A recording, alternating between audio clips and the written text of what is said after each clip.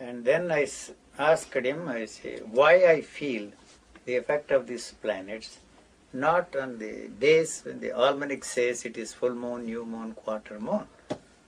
And he said, I don't know how you have come to this conclusion. You are very correct, he said. Huh? You are not an astronomer. I said, I'm not an astronomer. That is the way this body is responding to the planetary effect on this body. Probably we are also affecting the planets. One of these days we'll find some instruments to measure how much we are affecting the planets. Huh? So he said that the only thing you can predict with exactness and precision is, you see, the eclipses, but not the full moon, not the half moon and quarter moon. You see, you have seen these things, swellings all over the body. You know, even Le Boyer said, I don't even know what it is, what's happening here. He said, thymus gland probably, or a pituitary gland, pineal gland. The only thing I tell you that will happen, and once you are free from everything that is put in there, when the stranglehold of thought cannot function, control, the way it has been controlling all these years, the incompleteness of the body, that is the glands that are inactive, are activated. So it has come into its fullness. What prevents that to come into its fullness and function in its fullness is that one. What nonsense, they thought. So when once that is finished, you see, so what I am saying is, when once it has come into its own, when once they are all activated, it is not something spiritual or mystical or mystifying. It functions in its natural way. So it has no use for you, and you will have no use for others. Another thing is, the nature does not use anything as a model. You are not ready to accept that, you see. No two faces are the same if you very closely watch. You go there tomorrow and sit there on the bench there and see how men, women, children walk in the streets. They all walk differently. I discovered this when I was a student of botany, studying leaves. No two leaves are the same. No two faces are the same. No two human bodies are the same. You try to fit them into the same frame, and said even the twins that they always talk of, the twins sharing the same features, even they are different. If you very closely watch, the angles, if you study, so no two bodies are the same. No two leaves are the same. So nature does not use anything as a model. When once, not that there is an evolution, even that I question. There may not be any such thing as evolution. I maintain, I may be wrong, those people may not agree. It doesn't interest me. You see, so it takes jumps, you see, that is the mutation, you see. Mutation occurs not in the perfected species, but in the degenerate species. So you cannot link up together and say that this is the result of that. Two things are different. It goes in a different way. I don't like to use the word perfected. Come into its fullness, even that word may not be. It has no use for nature. It has no use. It is discarded. Whatever genetically programmed life is there, it will live, and then it will go. Where will it go? The only usefulness of these bodies is for recycling. These bodies are recycled by nature to maintain its energy level. Other than that, it has no usefulness to nature, our bodies, you know. But the life is not coming to an end with your so-called clinical death. So many millions and millions of things are having a field day on this. This dead body, we call dead body, clinically dead, or a dead corpse, if I may use that strong words, is the source of life for so many millions and millions of... You have no idea at all how many forms of life live on this. You have no right to destroy life. That is language. So the way we are taught and we learn through repetitive process how to space create a space between the two notes. Then it is German, French, Italian, English, or the Indian languages. You see, music is exactly the same. This listening mechanism rejects the music because it is artificially created. There is nothing to Beethoven's Ninth Symphony or Fifth Symphony or any of the classical musics. It doesn't want, you see, unless you are exposed to that kind of a music, live and learn how to appreciate a particular kind of a music. See, you cannot appreciate that music at all. As I told you very often, when I first went to London in 1939, my friend took me to the Albert Hall to listen to the classical music. After 5 minutes, I walked out. So I was not interested, not exposed is not the right word. You see, I was not interested in that kind of a music at all, you see. But in India, I lived in a place where I was surrounded by all the South Indian music. Even today, I cannot appreciate, enjoy North Indian music. I'm telling you.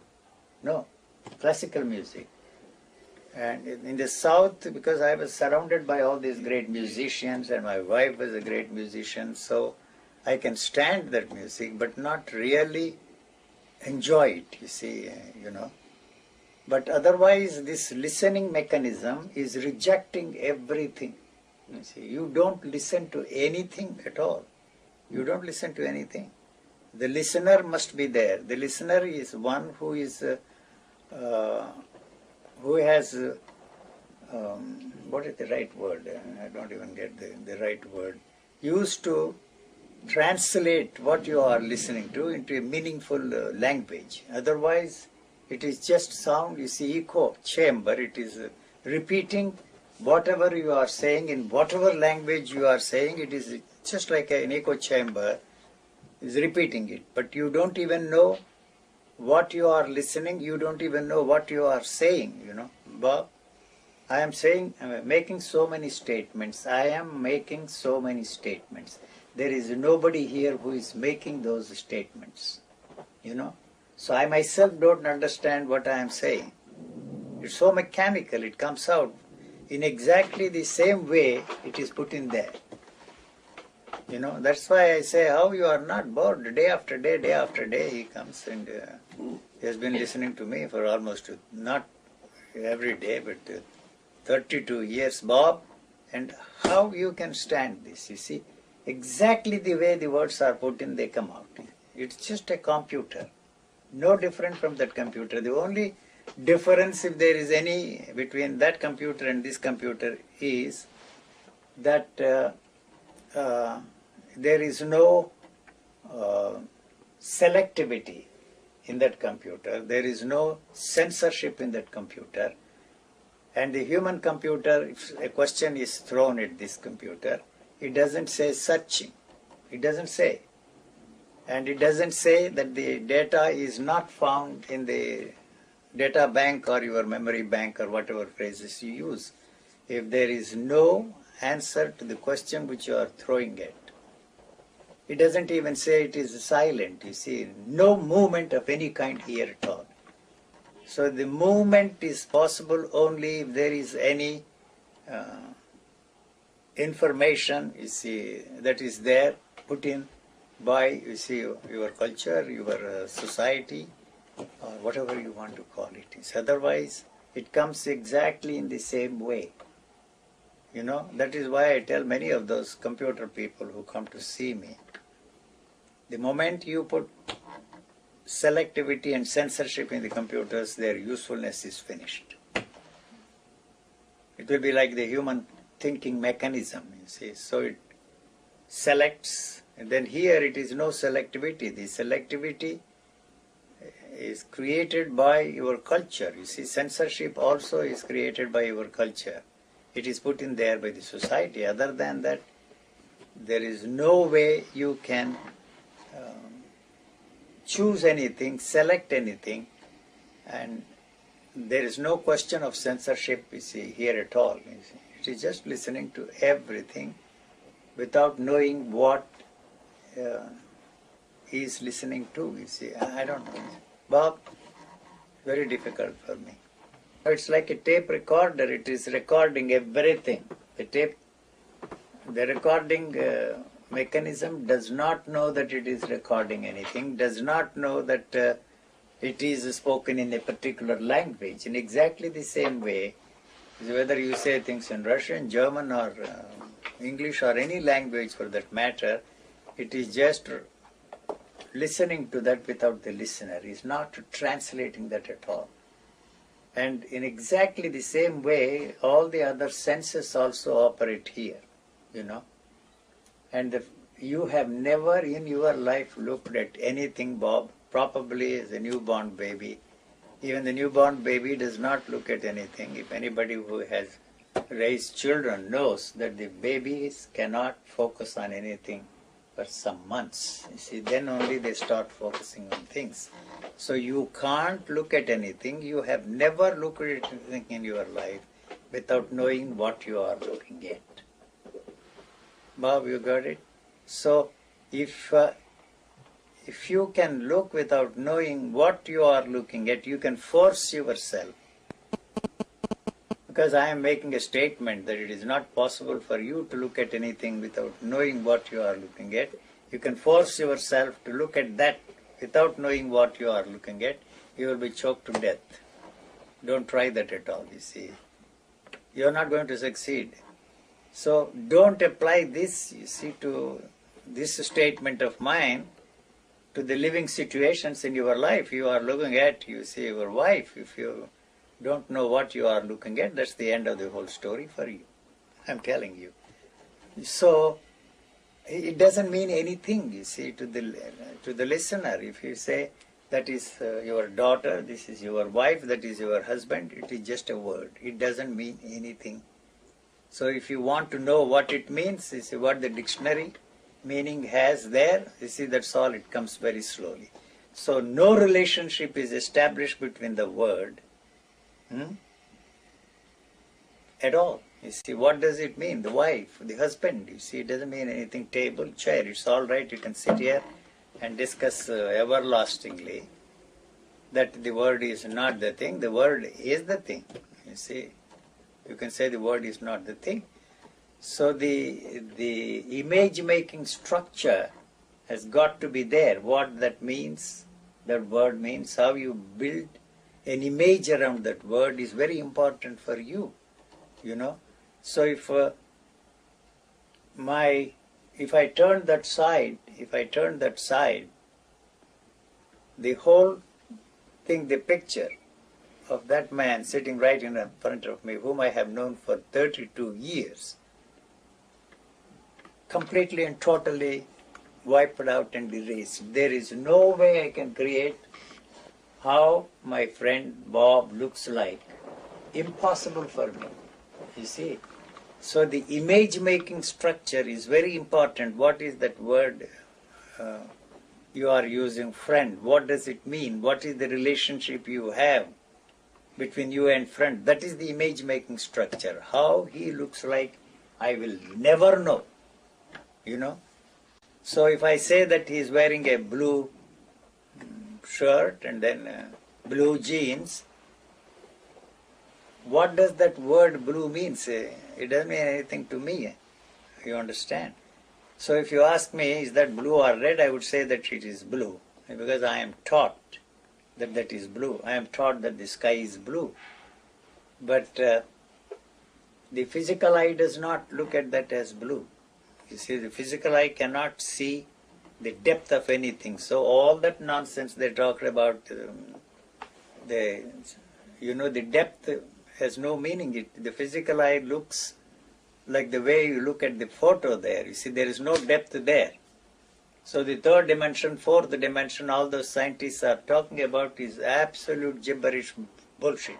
I should be a selfless man. And it is that has turned me into a selfish man. If I am not selfish, to the very core of my being, I cannot function in this world sanely and intelligently.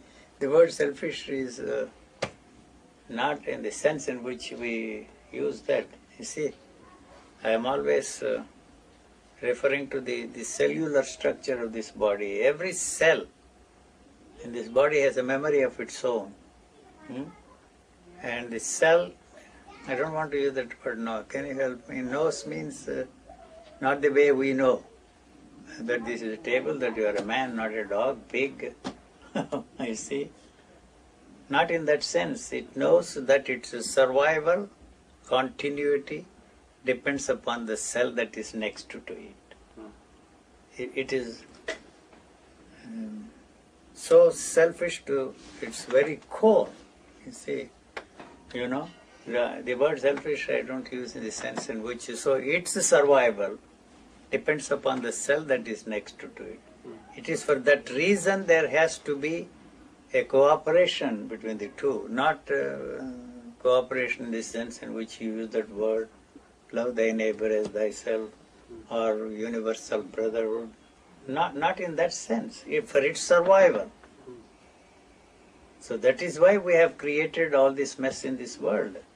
We have isolated ourselves from the rest of our life, the life around. So we are creating all this mess because of that. One thing I am emphasizing all the time is the demand for permanence, right? Permanent pleasure, permanent happiness, permanent relationships. And you have all kinds of demands for permanence. Permanence does not exist. You are not going to succeed.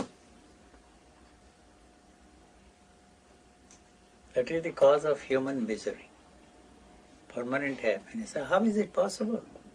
You see, the sensation of pleasure, the sensation of happiness has a short span of life, And then when once you separate yourself from that sensation and baptize that as sensation of happiness in the church or somewhere else, the demand to keep that last longer is inevitable, you see.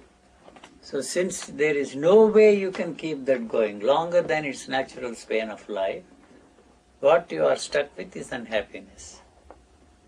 That's all. That is the reason why you are unhappy. Not that happiness and unhappiness, unhappiness follows happiness, nothing of the kind. Same, pleasure is the same. See, that also has a limited span of life. And this is what I have observed, not what I have read in the books, not what they are telling me. See, and so, then you see, what you actually have is pain, not pleasure. The moment you say that it is a pleasurable sensation, what you are stuck with is pain. Not that it comes after. No. So there is no such thing as pleasure. There is no such thing as happiness.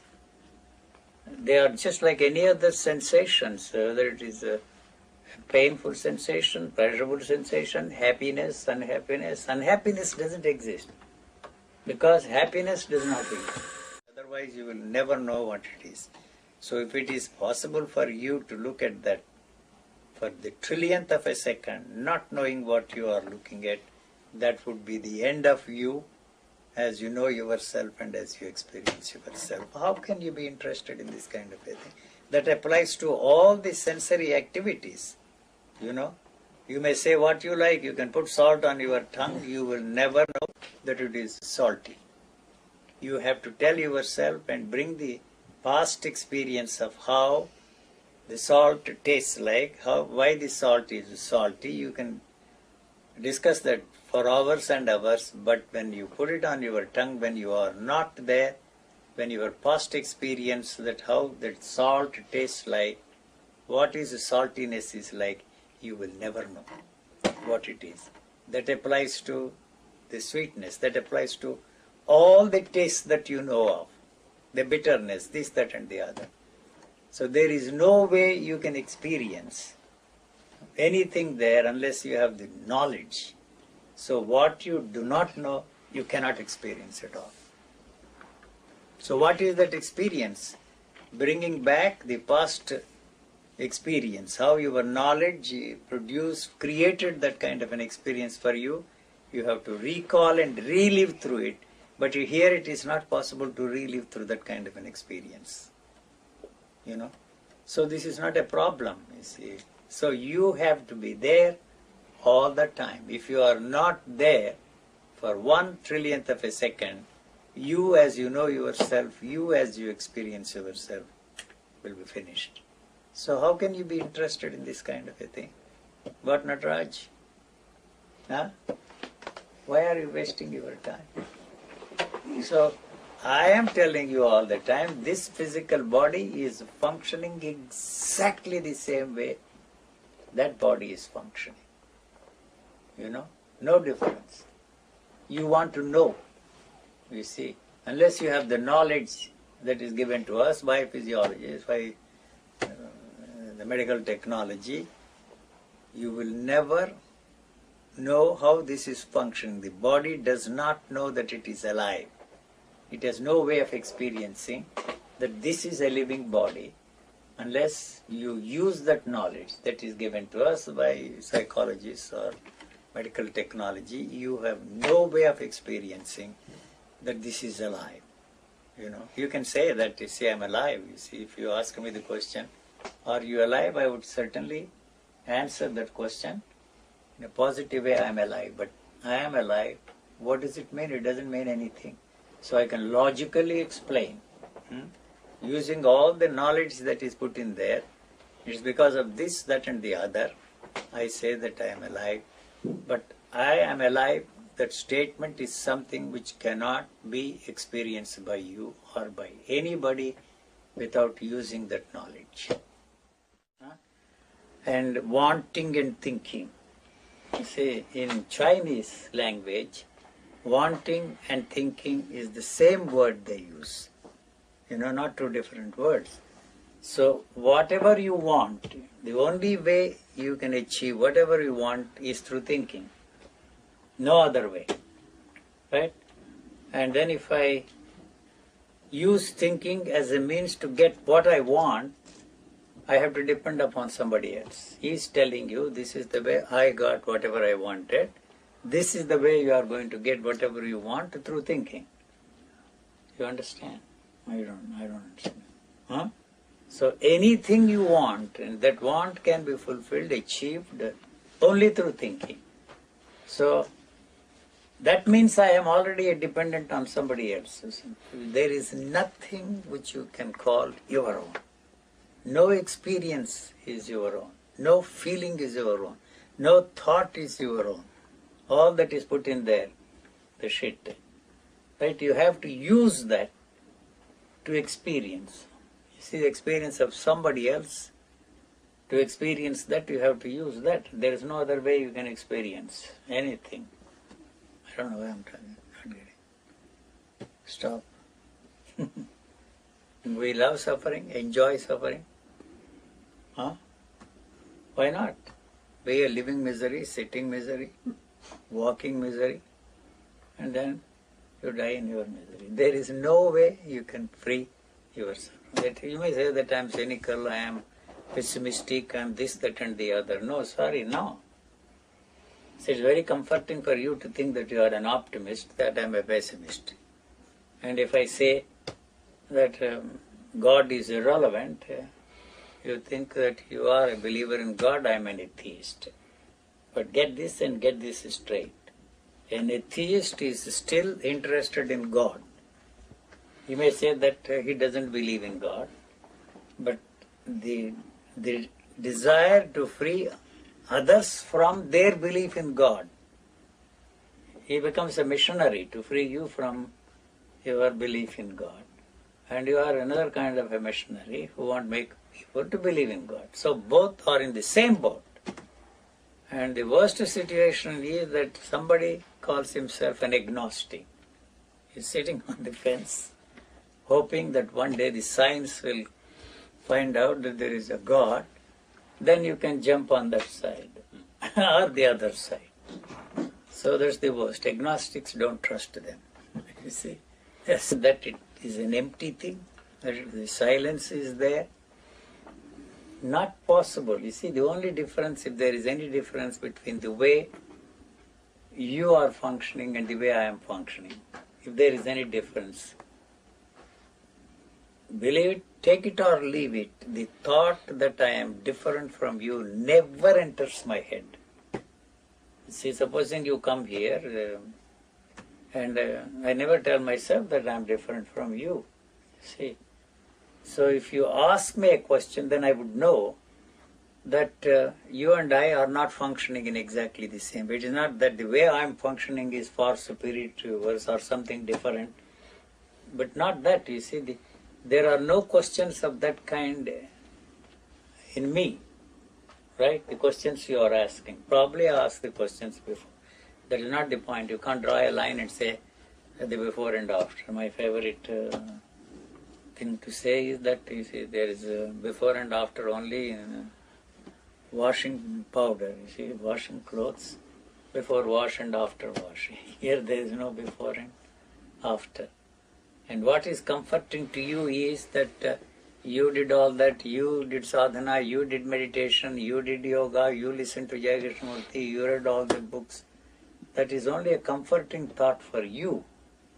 And that gives you hope that one day, you see, you will be free from all that and function like me. No, not a chance, you see. You cannot be me. Not that I am far superior, that I am the highest, unparalleled, unique, nothing of the kind. As long as you want to be something other than what actually you are, so long you are in misery. And you fall for them. They say that I am an enlightened man, that some radical transformation has taken in me, that you must also function like me. Don't believe all those people at all. Sorry, if you want, good luck to you. You are not going to get anything from anybody. If I want to learn how to operate that video camera, I have to take a few lessons from him.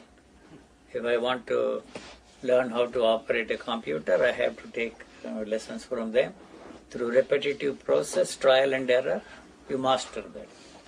In that area only, it is possible for us to learn something and perfect that through thinking. Thinking means repetitive process. In the other areas, it is just not possible. Not possible. So the thought that I am different from you never enters my head. Only if you ask me the question, why is he asking those questions? Why doesn't he accept what I am saying? All the questions are born out of the answers you already have. If you don't have any answers, there are no questions. As I very often overemphasize this, that you are not interested in the answers at all. You see, I am not giving any answers at all. Nobody is giving any answers. What you are interested in is to get an answer to maintain the continuity of the answers you already have. Otherwise, there won't be any questions. Actually, if there is any answer, the answer puts an end to the question you are asking.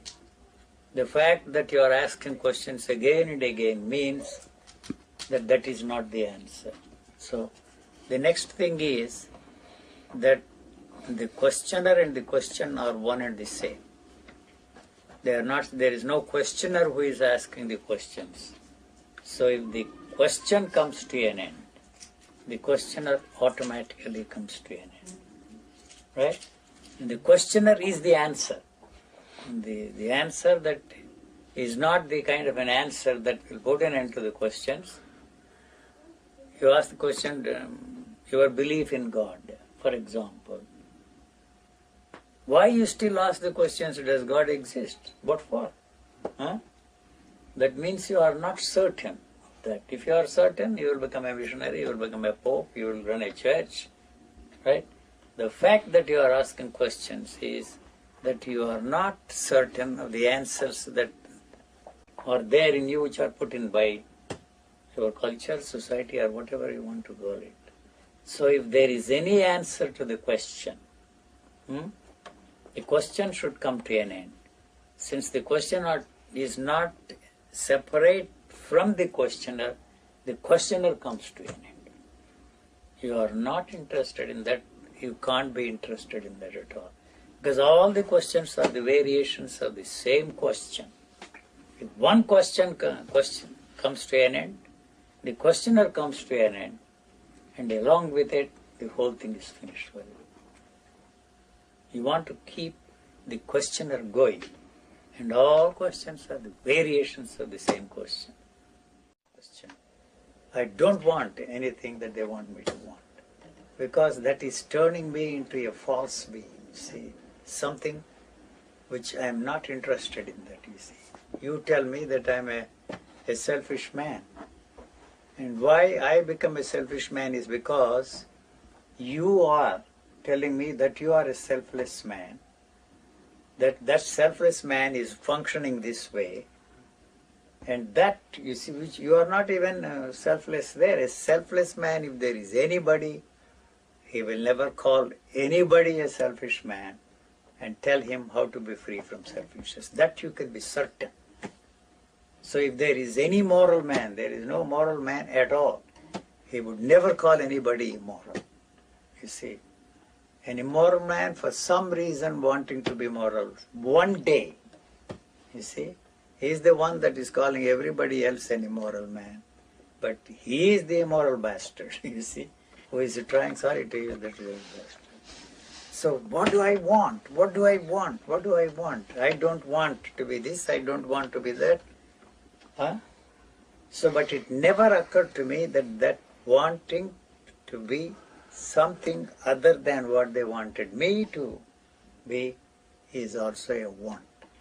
It never occurred to me that at that time, you see, I want to be something. And my grandmother telling me all the time, don't do this, don't do that, don't do this. I heard nothing but don't, right? And then if that person said, do it, that's the very thing I didn't want to do. You see, not it was a conflict or anything. That is the one thing that I don't want to do. And you want me to do that. And all the other things that you are telling me, don't do, whether I do it or not, I'm not interested in that. So I didn't have any way of resolving this problem. What is it that I want? What is it that I want? What is it that I want? You don't believe that. The one thing I wanted was money. You see, because that will buy anything and everything. The basic demand was that.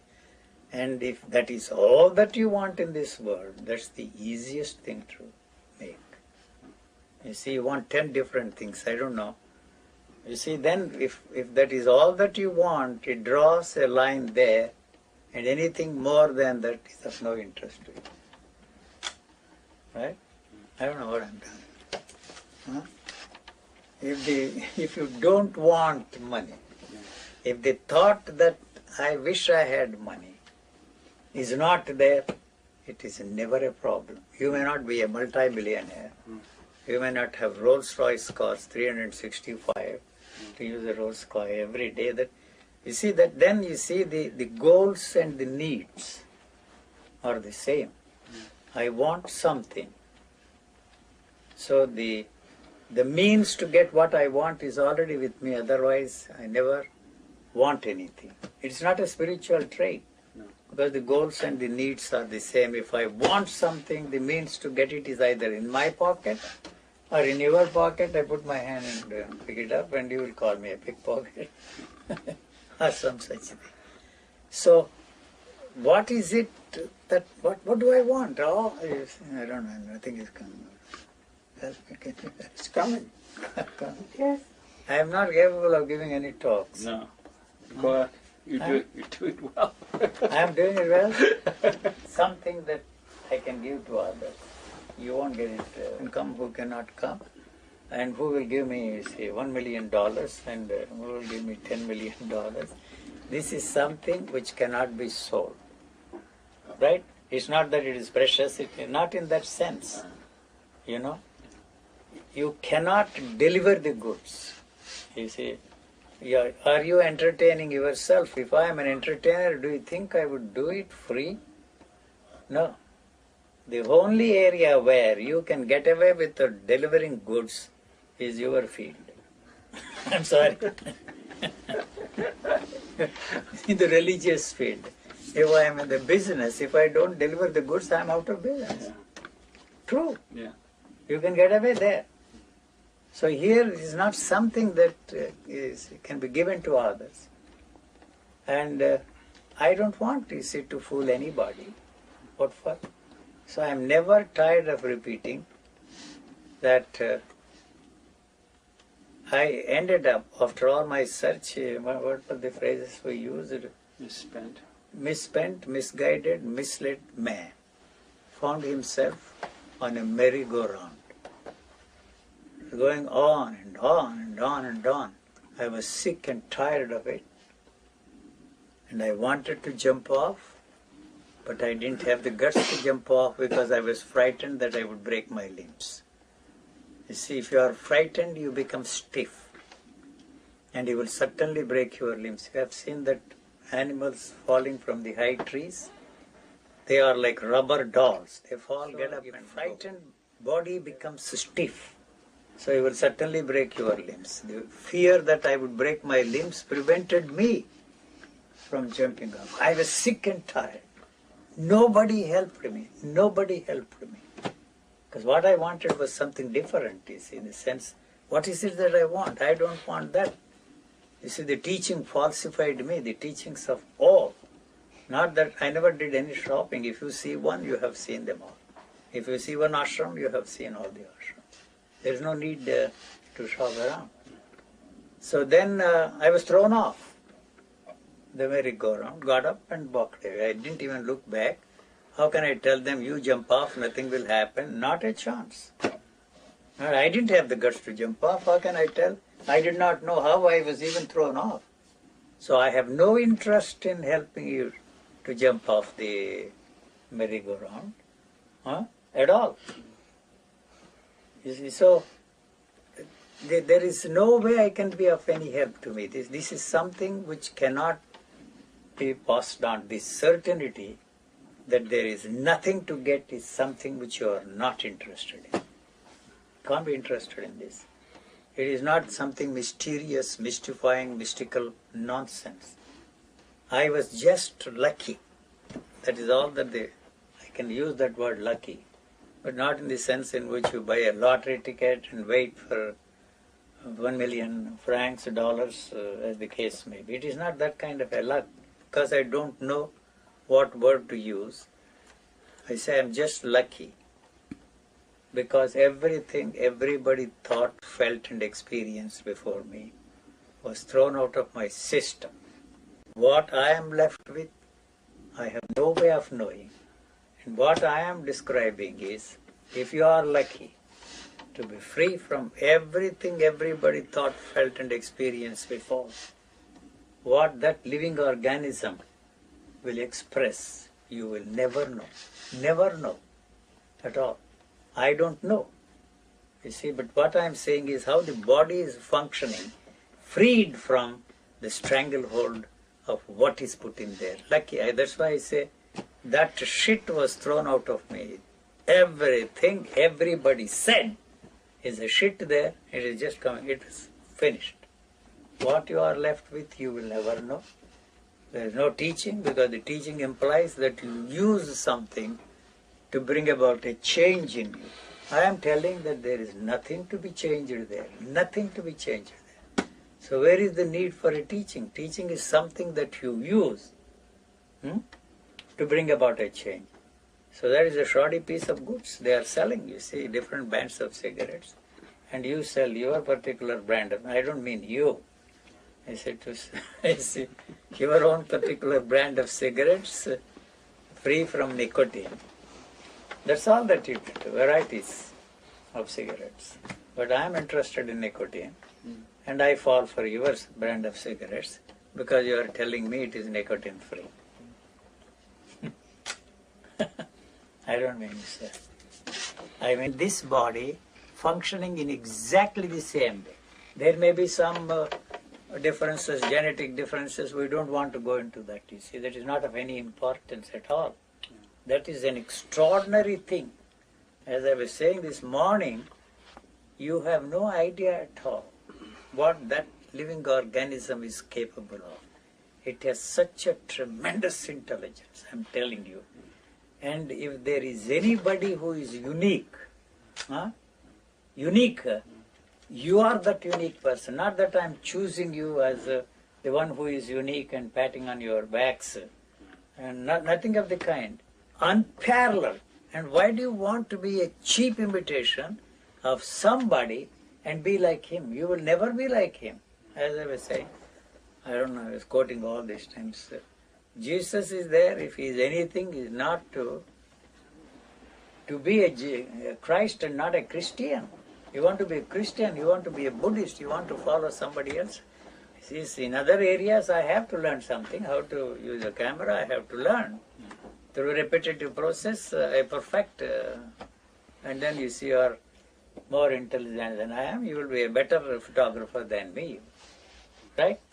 So, but here there is nothing is necessary at all. You don't have to do a thing to be what you are. And you want to be somebody else. Why do you want to be a cheap copy of somebody else? You don't know what is there. I don't go around the world telling myself that I'm a unique man, unparalleled person. Never do I tell myself. Never will you tell yourself that you are a unique person. But when once you are freed from the stranglehold of what culture has put in, how it will express itself, you will never know. You will never know. You even know that that is a desire because it's a living thing. Greed. You preach against greed. I'm sorry to point out this to you because you harangue, give discourses on how to be free from greed. Are you free from greed? No. Do you want to be free from greed? No. No. Why the hell you are asking me to be? I'm sorry to spotlight and put you in that spotlight. The tight right? spot. So you tell me. Yeah. You see, I don't know if there is any such thing as greed. If there is a greed, it is operating here, at this moment, in you. I don't like to use that word bastard. You are the greediest bastard at this moment. And I'm using this only to drive home to you. My guru is... He's watching. He's watching you. So you think that I have something which you want. If there is money, you can rob me and take the money away. Something there. But here, your assumption that I have something, that I am functioning differently, that I am this, that and the other, you want to be like me. If that is not greed, what else is it? And if you want for any reason, she is laughing. She knows I'm greedy. You see, when are you going to be free from greed? I'm the greediest man, you see. No, right? I am. And when are you going to be free from greed? When? Tell me. Tomorrow. It is an operation here. The solution for that greed, if at all you are interested in freeing yourself from greed, is to allow that greed to fill the whole of your being. Every cell in your body, everything in that body should vibrate with that greed. You see, by wanting to be free from greed, for whatever reason you want to be free from greed, is the one that is destroying the possibility of freeing yourself from greed. And through greed you will be free from greed. Are you ready to accept it? It is the selfishness that will free you from selfishness and not the preaching or practice of selflessness. Everybody. So there is no relationship between I don't know man and exactly woman? what relationship. You don't want me to go into that delicate subject and give nasty answers. No, Sorry, I no, like, no. I like. No, you don't like nasty answers. You I have like heard nasty me, answers. You have heard me so many times saying nasty things. Yes.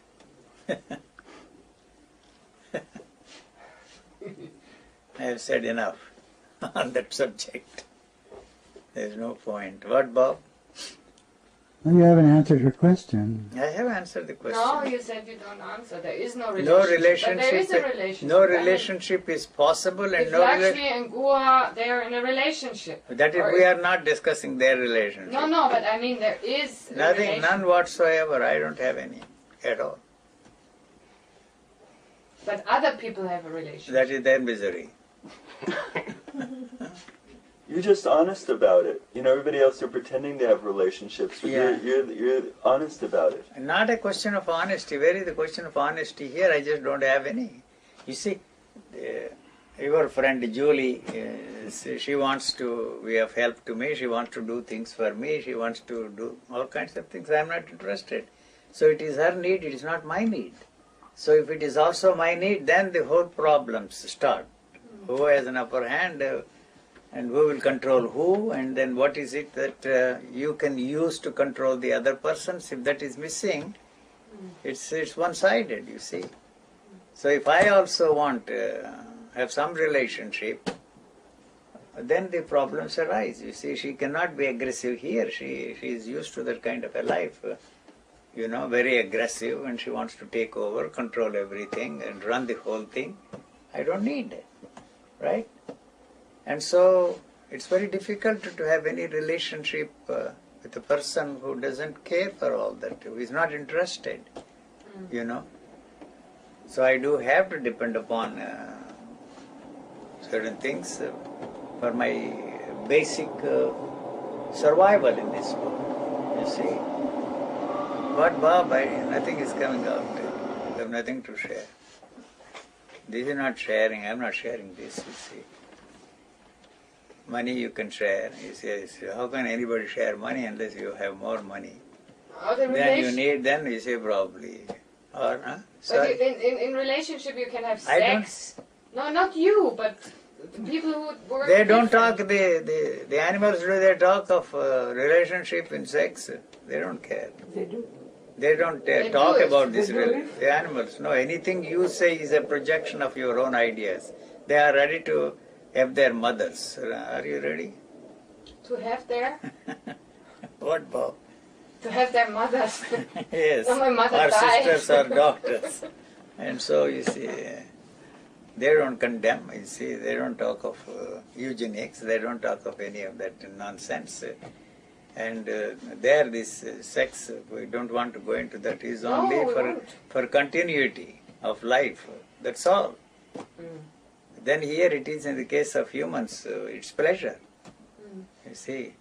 So it is not possible for animals to have sex at any time and every time they want. See. So in the case of humans, through the help of thought, it has become possible for us, you see, Otherwise, it has a limited place in life, not the way we are using that, you see.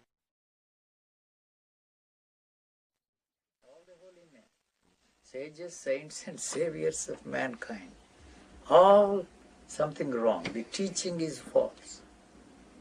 You see, that is why the teaching is falsifying me. Not only the religious man, the scientists fooled me, the psychologists fooled me. If Einstein were to be here, I would kick that bastard, tie him to a chain that will not rust, and throw him in that river so that even his corpse may not float. Yeah. If he were intelligent enough, he would understand what I am saying. What is the point in you talking of course you have helped us with the nuclear weapons, right? He advised Roosevelt, if you don't, they will do it. Yeah. Right? If they do it, what happens? Yeah. That's the only thing. Then afterwards he was crying. Yeah. So if he talks of third dimension and fourth dimension, do you mean to say that I will accept that? I will show him. You cannot experience the depth there. You cannot experience. There is no space there. What the hell you are talking about?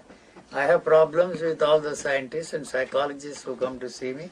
What you are saying is true, sir. We are all moving in that direction. But if we want to believe that, you are wrong. You see, I am making $3,000, $4,000 a day, analyzing people. Tomorrow I have to go and teach psychology in the Columbia University. What happens to me? Right? I don't even know how I will survive. So why you teach these false things? Everybody, every field of human thought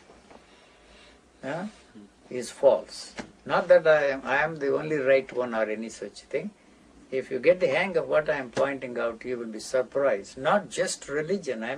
This is what that fellow said, they say, in China, when I first went to China. My guide, still alive, he asked, how come you are still alive? Do you know what you are saying? We have completely and totally succeeded in destroying Confucianism, Mao Tse's teaching, everything here. You are undermining the very foundation of human thought, not just religious thinking, scientific thinking. This is what these books say. How come you are still alive, you asked me. So I am not interested in undermining any structure of human thought. I am not interested. I am not interested in saving you. Who the hell am I? Who has given me the mandate to save mankind? I am not interested. You are not interested, but you are. Sir, don't fall. Tell me, sir, how I am interested.